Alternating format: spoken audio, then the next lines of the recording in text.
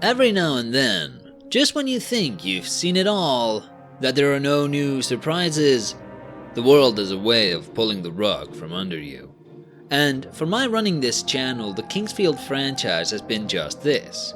I didn't think I could still be floored by console-locked mustache-twirling dungeon crawlers, and I certainly didn't think one of them could change my perspective on the class that picks the best games of all times. Those lists are always incredibly subjective and never really represent my favorites, but even then, strangely enough, although much of the media landscape of any given time consists of capitalizations of trends relevant at the time, the media which manages to not just survive, but thrive, tends to be the stuff which went out of its way not to be catered to everyone. That's not to say that mass appeal games have no value. For every Majora's Mask, there's an Ocarina of Time. For every System Shock 1, there's a Half-Life. But generally speaking, anyone's top 10 list will over-represent games which at launch didn't become platform mainstays, but rather had a niche fanbase, followed by a delayed appreciation by the masses. Gradually, the cream rises to the top, but for some reason Kingsfield has always been overlooked, and considering what a knockout this one is on every front, it calls into question any list that omits it. Kingsfield 4 is not a game many have played, but those who've had any dealings with this franchise, however limited it might have been, will probably know that this is the best one, and yeah, it is. It's the culmination of lessons learned after the original 3 games, which all took radically different jabs at the core formula. It's also made by a team going back to a franchise after a long absence, after getting to stretch and making different franchises, and it launched on a console powerful enough that the abstraction necessary to maintain the mood in previous games is gone. In that sense, and in the sense of it not being shackled down by any baffling design decisions like its predecessors all were, Kingsfield 4 is the most liberated game in the franchise, which is funny because it dumps the previous games' attempts to liberate this experience, and instead goes for a core reimagining, goes for a truer dungeon crawling experience. So true in fact that it's quite possibly the genre's purest distillation of form. Hi, this is the AesirAesthetics show, and in this video we'll be talking about Kingsfield 4, The Ancient City, in depth. I'm picking up a lot of discussion points from where my previous 3 Kingsfield videos left off, so I suggest watching those first if you haven't already. If you've done that or can't be bothered, I say grab yourself a cup of coffee and strap in as we take a look back at Kingsfield 4. Prior to playing the game, we have access to its manual. The world building and narratives of the Kingsfields have up until now really benefited from these little booklets, so let's get reading. Towards the western edge of the barren land at the foot of the high peak within the Moratti Mountains lies a land found in the shadows of a dark and misty forest. Once this land was referred to as the Holy Land, and it was blessed by the grace of fertile soil and a giving sun. There came a time long ago when the skies in this area became perpetually obscured by a shroud of dark clouds. The Holy Land was deserted. The people of this land, known as the Forest Folk, built an underground city, and they have lived there ever since. Knowledge of this once great land has faded amongst the remaining kingdoms. Even now, only a few of the wise men remember tales of the Holy Land. The place is now referred to as simply the Land of Disaster. One day, a ceremonial idol representing the highest ideal of peace was presented to the king of the small country Halidon. Moved by the gesture of the gift, the king, Lucian IV, decreed that the idol would have a permanent home in his throne room. At once, the kingdom of Halidon began a quickening spiral of decay. The king's sages were asked if they could discover the source of the curse that had befallen the kingdom. The sages uncovered the legend of an idol of sorrow that was said to originate from the mysterious forest folk from the land of disaster. The sages attributed the fall of the land of disaster to the cursed idol of sorrow, and believed that the idol received by King Lucian was indeed this item. The people of Heladen organized an expedition to return the wretched idol to the land of disaster in the hopes of breaking its curse. With the highest hopes, the team of adventurers, led by the famous swordmaster, set out on their expedition and tragically were never seen again. On a storm-swept night, Prince Devian of Azalan was visited by a strange wanderer. The person presented the prince with an idol and informed him to return this idol to the land of disaster so that other kingdoms do not succumb to its wicked curse. Because of his friendship with the swordmaster, Prince Devian knew of the expedition sent from Heladen to return a cursed idol, but had not heard the outcome. Feeling the burden of the quest to rid the land of the wicked idol, the prince set out for the land of disaster and the ancient city that lies within its dark forest. Prince Devian was also aware of the dangers inherent in traveling to a realm that has been reclaimed by nature's fury. The Kingsfields, being 3D spatial simulators, have, like most others, leaned on the get from A to B story formula. When 95% of the gameplay is moving around, it makes sense to anchor the progression of narrative to the progression of the player's continued exploration.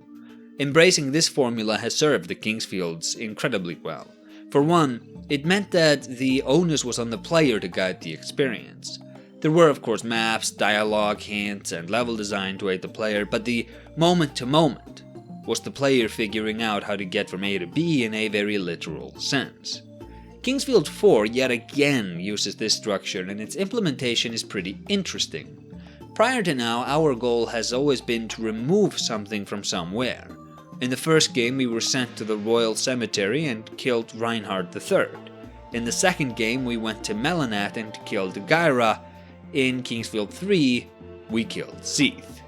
Kingsfield 4's Idol of Sorrow is what shakes up the formula a bit, because it makes the game about putting something somewhere rather than removing it. And I'll get more into why a bit later on, but I think this idea of an evil idol, an embodiment of rot which does not belong to the world, having to be returned to the deep before it destroys the world, makes Kingsfield 4 a bit loftier than its predecessors. The narrative in Kingsfield games has always been in synergy with how those games play, but even considering its legacy, the ancient city is something else. Never before has this franchise been so involved, and never before has it been so masterfully crafted. But before I can go in depth on why the presentation is so good, let's briefly go over what the presentation looks like. The game plays a lot like the Kingsfields of yore, except it introduces item durability, the ability to break obstructing objects. This includes, for example, breaking boards and burning spiderwebs, putting you more in the moment than ever before. It also introduces the more detailed equipment screen and underwater exploration. Other than that, it is very much in line with the Kingsfield we've come to know, and in fact, it might be the most realized game in this franchise, which is strange to say, considering how radically different each one is, and they are, but I mean in the sense of the foundational creed of the first ones bringing the dungeon crawling experience to the home console. In an interview with producer Shinichiro Nishida, we learned that the developers' central intent for this game was to make the player experience the actual atmosphere of the world.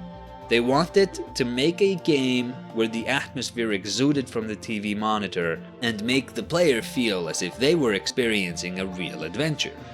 And having that filter, we can now evaluate the game. If the goal was to make the player experience the bleak atmosphere of the world, then the opening makes a lot of sense. After the opening cutscene, we are, characteristically of a Kingsfield game, dropped right into the thick of it. Uncharacteristically, however, we're unarmed.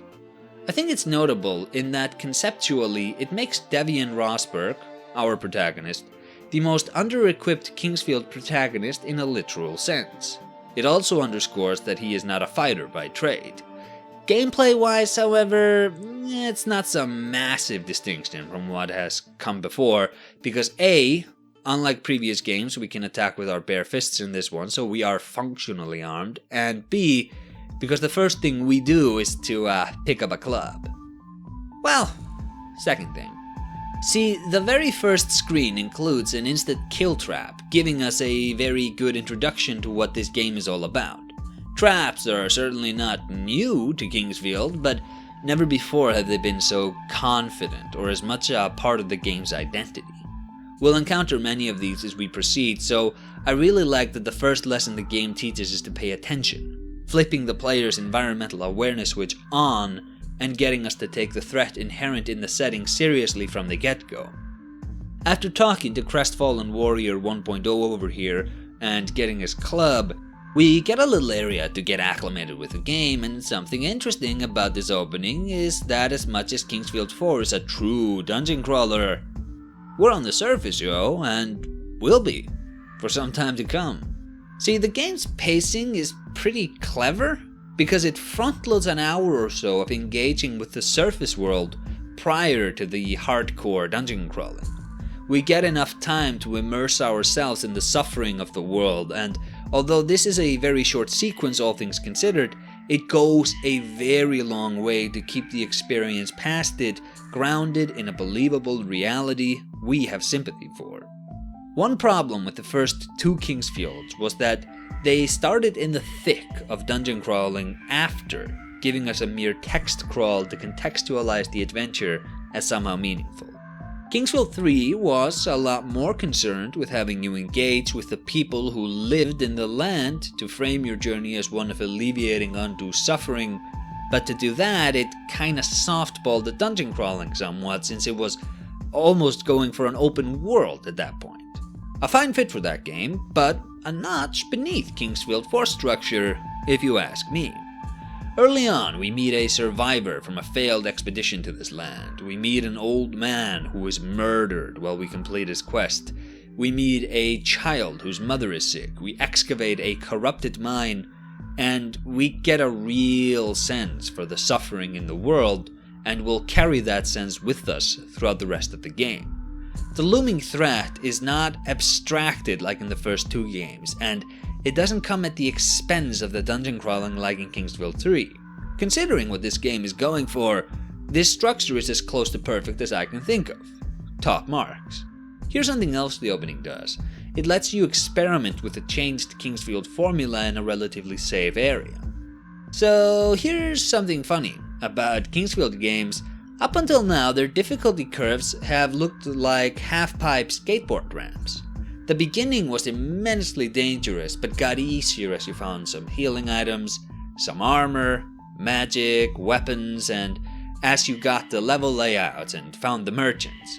And then, in the mid-game, things would begin scaling up again, culminating in incredibly hard final gauntlets. Kingsfield 4's difficulty curve is way more palatable. Don't get me wrong, I love that there's this franchise which front-loads the cruelty, but the conventional difficulty curve is what it is for a reason. The experience makes more sense when you're given armor pieces and weapons to find in the beginning, so that you'll take the time to familiarize yourself with the altered equip screen. It also makes the dungeon crawling a bit loftier when you walk into the dungeon, knowing that you're leaving the safety of the surface. The game's opening screen has a few directions for us to go, and like I said earlier, teaches us quickly that this game is meant for cautious explorers. We see healing grass on the other side of a dubious ground texture and learn that, like in true Kingsfield fashion, the punishment for stupid behavior is usually death. But for the first time, there's a clear delineation between secret goodies and hidden death. Chalk it up to the visual improvements, chalk it up to a more experienced staff. Either way, I'm a fan. Another thing I noted is that Kingsfield has always been very trap heavy, but that this is the title where that becomes the brand, more so than the combat. The traps here are really good and make you pay attention to your surroundings, which leads to you noticing the occasional miscolored bricks, which leads to you finding the secret areas and good loot. Because of the slow movement speed, you can't see what's behind you, but the improved sound design in this one makes it so that you can hear when it's there, and the sound design also features into the level design. You can hear the sound of skeletons, and if you follow it, it'll make you notice that there's a hidden room.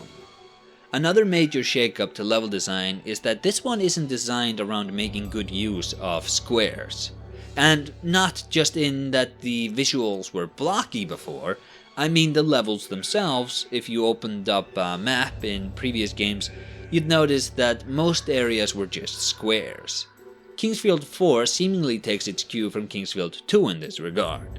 That game was mapped to squares, but it had a really good sense of how to use elevation to shake up the level design and hide its shortcomings. Kingsfield 4 also has a really good grasp of verticality and level design.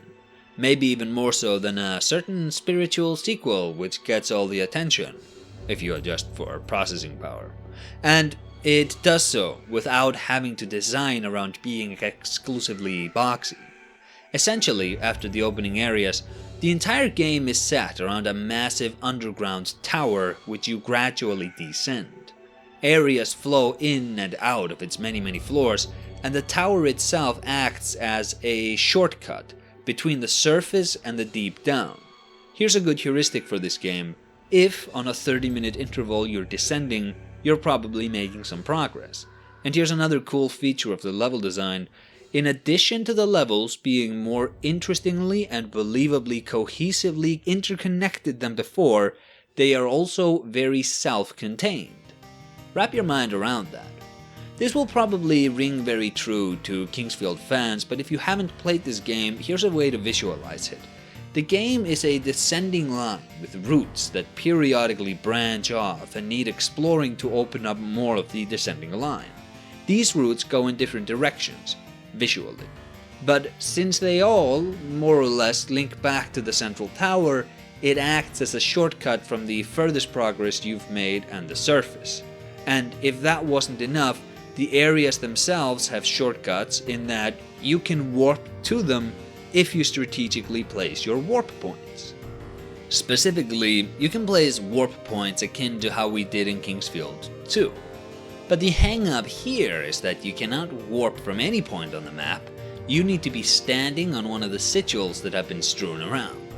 This change heightens the tension minute to minute. They are plentiful enough, but the inability to retreat at any moment makes you strategize more. It's harder to justify continuing when the prospect of getting to safety involved backtracking through areas whose enemies may or may not have respawned. A faithful continuation of the manual save points and their inherent tension cycle from last time around. Another faithful continuation, one which I really would have rather seen be discarded, is that the economy breaks the moment you begin interacting with it. I don't know why this is so hard to get right in these games, but what it means is that you have no excuse to not have maximum healing items at all times. But the merchant economy is not the only economy which didn't land for me, because we also have the loot. A new mechanic for a Kingsfield game introduced here is weapon and armor durability. On paper, this is a lovely idea. On paper, this is a great way to induce more stress from the player. On paper, it means they must optimize their equipment based on projections they make based on the environment. They need to factor what awaits them and decide whether or not this is the time to bring out the good equipment. On paper, this will have them relish unlocking shortcuts and warp points. On paper, this means the player has a constantly degrading status ailment, which is only fixed by blacksmiths or exploring and finding more loot. On paper, this idea is very good. In practice, however, the durability is too high and there is too much loot in general for the degrading durability to have an impact. You might as well use the best you have, because within 15 minutes you'll probably find something better, and even if you don't, like I said, the equipment you have on hand will degrade so minusculely that you might not even have known that this system was in the game until you unfroze the blacksmith and saw that he can repair your stuff. True story. And because we have such a generous placement of better and better loot, the weapon upgrade system also failed to make much of a mark on my playthroughs. Every weapon here has the potential to upgrade, and here's a trick I think the game missed. The blacksmith being able to upgrade your stuff sounds good in theory, because it means you'll be more enthused to explore since you'll get more upgrade materials. But since the next weapon you pick up is just going to be better than what you have, it doesn't really matter. Now, if you haven't played the game, you might think that the failures of these systems to prop it up have diminished the exploration aspect of Kingsfield 4. How could it not have? It severely missed the mark on guiding you to explore with most of its extrinsic rewards. But strangely enough, that's not really the case. For one, the intrinsic reward, the raw enjoyment of exploration, is here, and the generous loot which quote-unquote ruined the extrinsic motivation for exploration did so by being the game's largest extrinsic reward for exploration. Funny that. The loot makes you really want to explore, and is another reason to pay extra careful attention to find those hidden areas, and to be honest, even though it renders the durability mechanic and the upgrade mechanic safely ignorable to me, I think that over a playthrough we kinda break even. The generous loot catches the weight dropped by the degradation, repair, and upgrade mechanics. A returning mechanic is the save function. Nothing flashy, it's what we've come to expect from Kingsfield save points, dispersely located, with the game's natural tension cycle rising as our distance from them increases and releasing as we find a new one, which also pushes us to continue playing a bit longer, trapping us in the cycle. But what's changed is that the save points now look like these creepy stone statues. In the first game, they were golden crosses. There was a religious connotation which served to visually connect the act of saving your progress to the idea of salvation in general. Here, even your save points are connected to a creepy melancholy. I just touched on the ancient city's tension cycle, and I want to expand on that and talk a bit about some implementations that give it power. The game is hard but fair, but that doesn't mean it's nice to you. There aren't many implementations devoted to making you feel safe. Quite the opposite, the game oozes a malicious ambience. The music is beautifully haunting and, to me at least, signals a sense of dark mystery. Low health is followed by a constant heartbeat noise. Health items are constantly depleting, so at any given moment you're becoming more and more vulnerable. Now this is offset somewhat by the aforementioned acquisition of better and better items, but those don't really matter when you're down to 4 healing grasses. The visuals are some of the most gorgeous which the PlayStation 2 has on offer, and they really hammer home the bleak ambience. The characters have detailed faces this time around, but the tradition is somewhat maintained in that most of the features are emphasized with shadows rather than polygons. And like in previous Kingsfields, there's none of that seeing your protagonist's face. After all, that'd create a bit of a barrier between him and you. Another Kingsfield tradition which helps maintain the atmosphere is the absence of loading screens. After the opening cinematic, the narrative is presented mostly with dialogue and environmental design, although in the late game the quest log, which will be full at that point, becomes our best friend. Still, there are a lot of significant pieces of the lore missing, so you need to fill in the gaps, and like it always does, whatever you slot in is going to be more impressive in your head than what otherwise would have been there.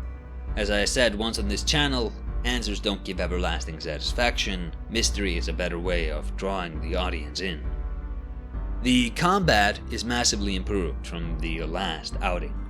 In your hands, it's the same familiar Kingsfield. You have a power bar, and attacks deal more damage the fuller this bar is. Sprinting and striking drops this bar to 0, and so does every attack, forcing you to seriously commit to every swing in case you would miss.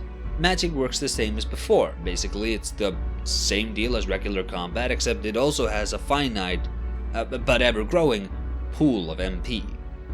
The thing about the clunky and slow combat in the Kingsfield games is that it emphasizes an oppressive atmosphere over enjoyable hack-and-slash combat, and that focus is maintained in the ancient city. They didn't really speed things up or make it more fun in the traditional sense, that is. What it did improve on are mostly those areas which before hampered the experience. We have better integration of environments and combat, as well as a more nuanced enemy AI. Elevation-based combat is a game you can realistically play here because enemies are smart enough to follow you upstairs, and their placement in the world does a lot to give each area its own sort of character. And the enemy variety, the game claims to have over 100 different types, although I didn't count, means that encounters continue to feel very different. Also, their models finally give you a very good idea of what to expect from fighting them, and the tried and true run behind the enemy and stay there strat is not 100% viable anymore, because enemies now often include ways of striking you while you're there. There are certain enemies whose AI you can cheese. I locked 2 of the 4-armed knights in the treasure rooms and just scummed some damage when my power bar was full, but for the most part, you're integrating your environmental alertness into combat encounters, and for once in a Kingsfield, you can realistically get by on your wits alone. Even the crummier areas are all eminently telegraphed if you pay attention. And the only skill you'll need to transform this immaculate death trap into a rich experience is patience. Although the equipable's durability degradation system is ignorable and thus does very little to guide the experience, likewise the upgradable weapons are pretty safely ignorable, our more fashionable pieces of equipment play a major role, and I actually found myself relishing these more than even finding more magic. Of course, I'm speaking about the enchanted jewelry, which has a range of different benefits this time around and can make some of the more fringe tactics viable. Rings and necklaces have unique effects, and they are surprisingly well paced throughout, with some of the best jewelry being front-loaded. Another inclusion which goes some way to guiding the experience is equipment weight, which will have you spend some extra time in the equipment screen optimizing. On the player side of things, these are some of the more notable changes Kingsfield 4 brings, with the rest being mostly quality of life upgrades. Keys are automatically used when you open up their doors, so you don't need to go into the menu. The button layout is remappable, which you'll want to make use of. A downgrade, however, could be said to have occurred in the early game's maps, which I kind of agree with. In Kingsfield 3, we got the Pixie map early on. That was a mandatory quest item, and it's a universal map. It works in every area, and its Fog of War gimmick was a clever way to balance the immense help maps are for exploration with the developer's desire to have the player have to explore. The maps here aren't picked up as a part of the main quest, so there's no guarantee that you'll find them. Additionally, they all kinda suck, except the one that's a bit too much. It looks cool, but I feel pretty happy that I missed it in my first playthrough, because I imagine it's possible to lean on it too hard, and in doing so, never really getting to experience getting lost in the world, figuratively and literally, but in that good sort of getting lost, the kind that has you uncover secret areas, which make the world seem to go on forever, make you feel truly lost, and making you relish finding an exit. I really can't stress just how good the gameplay loop here is, and interestingly, it does what these sorts of games don't always manage. It backloads the best parts. So the more you play, the better it gets. The deeper you go, the more varied the world design becomes. Around the halfway point, the game jettisons its iron adherence to the brick and grime aesthetic and starts toying around, and the later half includes ice, lava, minecart rails, an ocean pyramid, a poisoned temple, a flooded city, dark dungeon, and the dark realm. It never gets goofy though, it's still aesthetically contained in the dark fantasy established in the beginning. It's just that, like Kingsfield 1, our descent coincides with a gradual unfurling of the magical reality. It's present from the get-go, but comparatively subdued, and since the early game leans more on exploration and vendors for health and MP, you probably won't connect to the magical aspect of the world right away.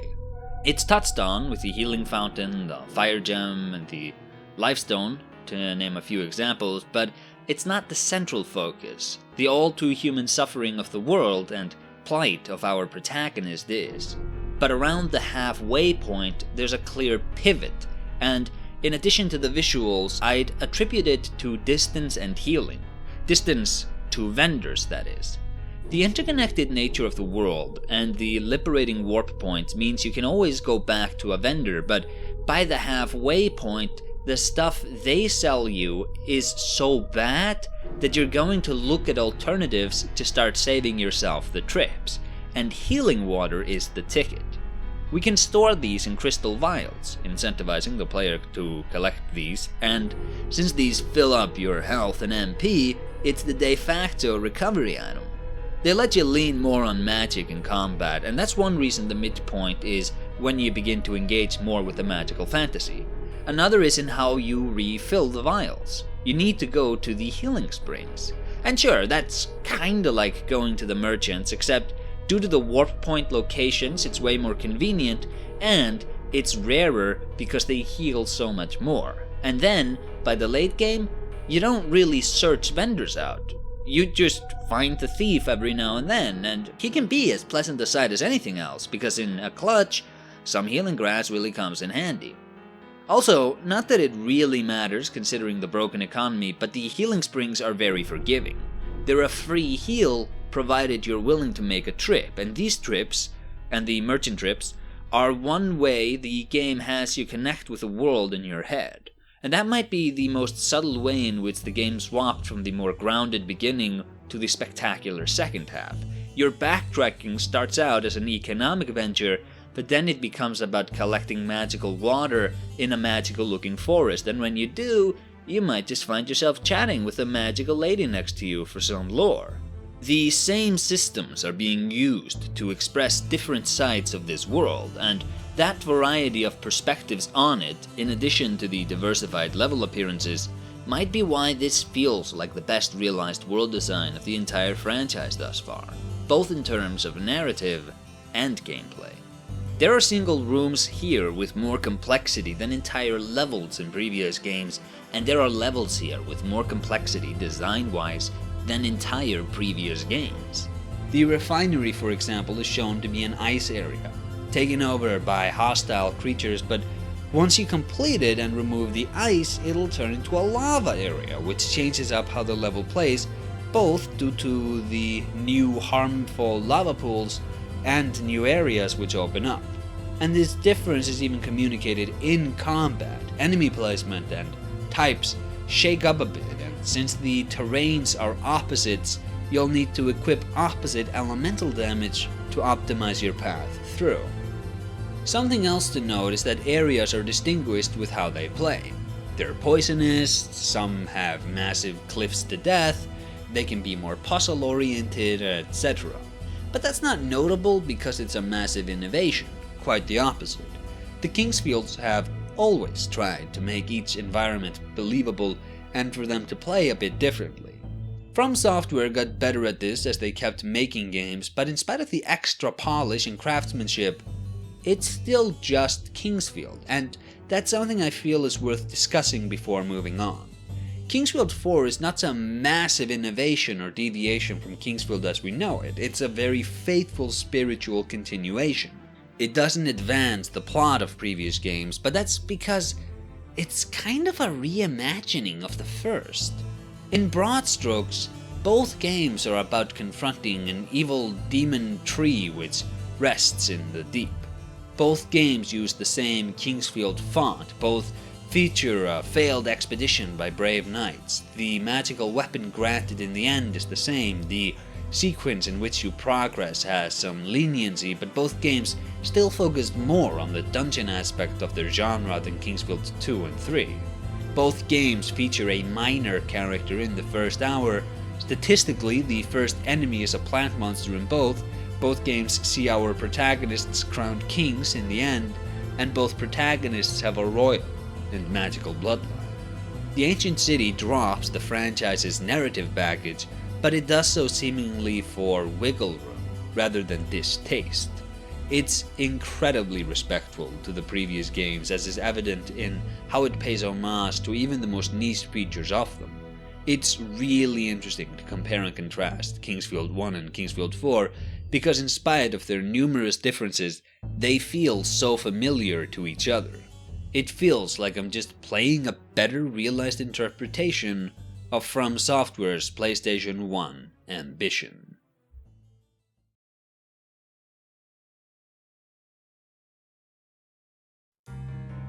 Before going over some of the quests in this game, let's talk about flow. The idea of flow permeates the From Software library, has since Kingsfield 1, and does still to this day. The idea is that good things sit on the top, and that, like water, they start to flow down. That, like water, this flow picks up the filth, it cleans its path and carries the filth away. Except the flow doesn't go on forever. Eventually waters get still. All the filth carried in the flow is carried to still waters, where it begins to sink, and then it starts to rot, and the rot starts to spread. Kingsfield 1 featured an evil emanating from the bottom of an ostensibly good cemetery where heroes were laid to rest. Kingsfield 2 was very much about sacred waters and people's dependency on them. Kingsfield 3 showed a world knocked out of balance where the Holy King of Light is mentally hijacked by an evil dragon, because in the last game its counterpart in the other evil dragon was destroyed. Things which are not in balance create disorder, and disorder, like the sunken filth in still waters, rots its environment. Additionally, in Kingsfield 3, since the Holy King of Light has become a vessel for darkness, all the influence which flows down from him starts to, instead of carrying filth away, filthying up the road, rotting the world. And that's where 3's protagonist comes in. Since the downstream rot carried the good away, it made sense that Lyle Austin Forrester, the Holy King's son, was sent far away from his father's tainting influence, and in a twisting on the formula, the still waters of Verdite became a place where goodness began to grow, actualizing in Lyle, who would take down Jean and save his soul. This flow theme might also be why Gyra's lingering form was found in the royal cemetery. Again, the evil was washed away until it reached a stagnant deep. This philosophy of flow was never more realized in a Kingsfield than it is here, however. Long ago, the inhabitants of the ancient city began to worship the darkness, and it devoured them. To stop the spread of darkness, the ancient city was flooded. The idol of sorrow was placed on its pedestal where it was supposed to rest forever. But the idol made its way to the surface, and it, being imbued with the rotting effect of things which rest in deep waters, began to rot the surface world. It killed those who owned it and doomed their associates to suffer. How this statue made its way to Deviant's hands, who the cloaked stranger in the beginning was, is a mystery, but Deviant has it and is to return it. On the path, he finds numerous other expressions of this flow theme. For example, in a returning motif from every Kingsfield, healing water. Like how the idol carried the rotting effect of the darkness, we have stones which have long rested in healing waters and have been imbued with their properties. We have a fountain run dry, which, like in previous Kingsfields, we can turn on again, and we have an NPC who wants not healing water but poisoned water. Consider the ramifications of that for yourself. We see a demon sit in the lava pool and clog its natural flow, transforming the refinery into an ice level until the demon is slain and the flow returns. We also see this theme embodied in the remnants of Septiago's expedition. The opening cinematic talks about it and how the men poured like water into the depths of the ancient city in an attempt to return the idol to where it belonged. And all throughout the game, we've been met with its disastrous fallout. We see in the depths soldiers who are like stagnant water. Their mobility has ended, and like water does, in the absence of their flow they have become stagnant, their wills have broken, and their heroism has left them. Even their humanity begins to rot away. They become zombified hosts to parasites. And after we go deep enough, we find the remnants of Septiago himself. Prior to the expedition, Septiago was given a weapon capable of vanquishing darkness, but after resting for so long in the deep, this magnificent blade has been dulled, been reduced to the lawful blade, and with that, the only way to destroy the darkness in the bottom of the ancient city has been eliminated. But, just as things in still waters corrupt upwards, so can the good things that flow down heal. It's why Jean Alfred Forrester, a destined King of Light, was able to destroy Reinhard III. It's why Alexander was able to destroy Gyra, while Lyle was able to destroy Seath. These men are ostensibly good, and since they embody goodness within them, they can actualize its healing powers to destroy that which rots the world.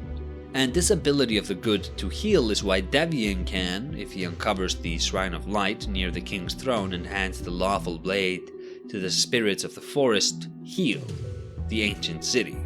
And we've been here before, people, 3 times, in fact. Like the Dragon Sword in Kingsfield 1, like the formation of the Darkslayer in Kingsfield 2, like the confrontation with Gyra in Kingsfield 3, and then, before the confrontation with Seath in 3, we are about to see a miracle performed and a game-changing sword be bestowed to our protagonist. Welcome back, Moonlight Sword. Notice how literal the metaphor is here. The sword is bathed in light from above, and Devian acts as a current, taking it to the deep where the light would never reach on its own, and having it perform its magic. The game at one point notes that maybe we cannot rely solely on magic to vanquish darkness, and in Devian we see, as corny as it sounds, that no, we can't, but we can rely on a kingly hero imbued with the power of light to do the job. Things which rest in stagnant waters rot, and that which rests in rot is darkness, and after we return the idol of sorrow to its pedestal, we come face to face with this darkness. We see the twisted hellscape the rot creates, in a very Kingsfield-y final gauntlet whose enemies are so much tougher than anything in the game thus far that it hardly feels they should be fought, and we see the power cleansing light has in the face of this rot. We then see the darkness removed, and peace restored to the forest. We see a bright, cleansing light bathe a healing land, and we see a promise that the tale of the ancient king and his mythic sword shall be sung by all worthy souls for ages to come.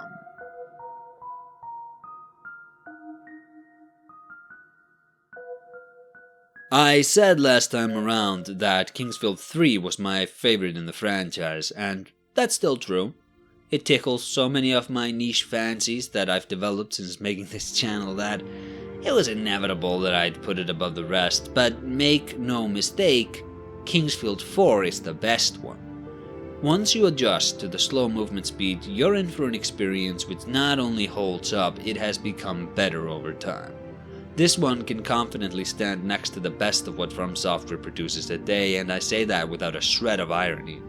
If you're a Souls fan or just a fan of good games, and you haven't played the game, then A, it means you completely ignored my disclaimer in the beginning, you absolute monster, and B, it means you just watched a 45-minute video giving you every reason in the world to make Kingsfield 4 your next obsession.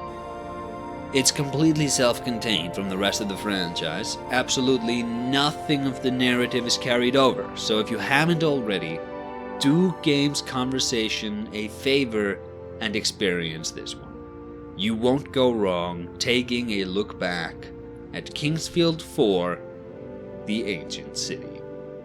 Thanks for watching. We did it, people. We covered an entire franchise on this channel. And yeah, I know there are some PSP exclusives, but I'm not counting those. So the next thing I cover will probably be the Shadow Towers. I'm still operating the channel on the bi-monthly release schedule, so those videos won't be out for at least another 2 months. Maybe 6 weeks for Patreon members. Throughout September, I'm going to continue working on my game. When I left it in July, I just finalized the world design, so now I'm going to start plopping down some interiors and NPCs.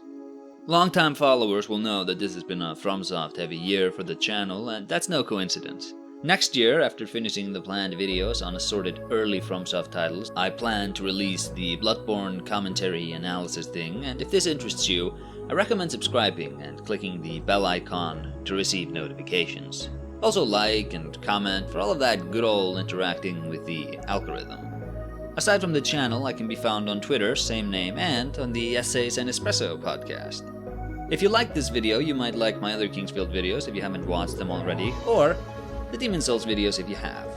The footage I used was supplied by Retroville Games, Felix Fletcher, Meauxdal, Classic L337, Burntpinz Gaming, and WorldofLongplays, as played by Deskawa, who are all linked below.